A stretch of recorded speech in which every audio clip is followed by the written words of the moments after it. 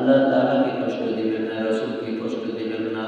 রাসূলের আদর্শ মতো জিন্দেগি বাস্তবায়ন করবেন। রাসূলকে কষ্ট দিয়ে নিজের জান্নাতকে নষ্ট করে জাহান্নাম কামাই করবেন না। পাঁচ ওয়াক্ত নামাজ পড়বেন। আল্লাহ তাআলাকে রাজি খুশি করে দান সৎকার করবেন। আল্লাহ রাসূল সাল্লাল্লাহু আলাইহি ওয়াসাল্লাম যেভাবে যেই তরিকায় এই দুনিয়াতে চলার জন্য যেভাবে হুকুম করেছেন সেভাবেই চলব।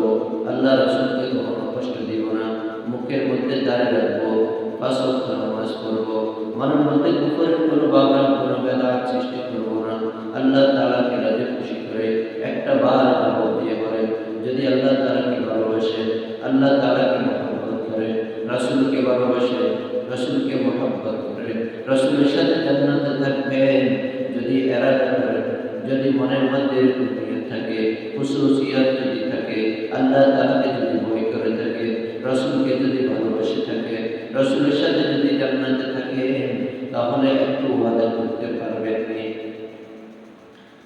একটু ওয়াদা করতে হবে, রাসূলকে কষ্ট দিব না, সুদ খাবো না, ঘুষ খাবো না, হারাম খাবো না, হারাম কাজে জড়াবো না, হারাম পথে চলবো না, কারো হক নষ্ট করবো না, পাঁচ ওয়াক্ত নামাজ পড়বো, নামাজ ছাড়বো না, নামাজ জামাতে পড়বো, রাসূলকে কষ্ট দিব না, মুখ থেকে দাড়ি ছাটাবো না, দাড়ি কাটবো না, ক্রিম শেভ করবো না, কারো মনে আঘাত দিব না, রাসূলকে কষ্ট দিব না।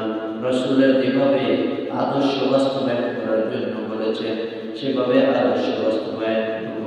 আমরা রাজি থাকলে সকলে হাত উঠিয়ে বলি ইনশাআল্লাহ। ইনশাআল্লাহ আল্লাহ পাক যদি কবুল করেন, ইনশাআল্লাহ হারাম খাবো না, হারাম পথে চলবো না, কারো হক নষ্ট করবো না, কারোর সাথে মারামারি করবো না, জেনা ব্যভিচারে লিপ্ত হবো না।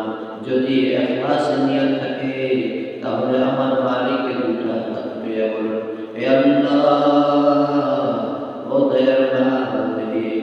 যুবকরা হাত উঠিয়ে বলতেছে, আল্লাহ, আয় আল্লাহ, তোমার বান্দারা হাত উঠিয়ে বলতেছে, আল্লাহ গুনাহ করবে না, হারাম খাবে না, সুদ খাবে না। আল্লাহ দয়া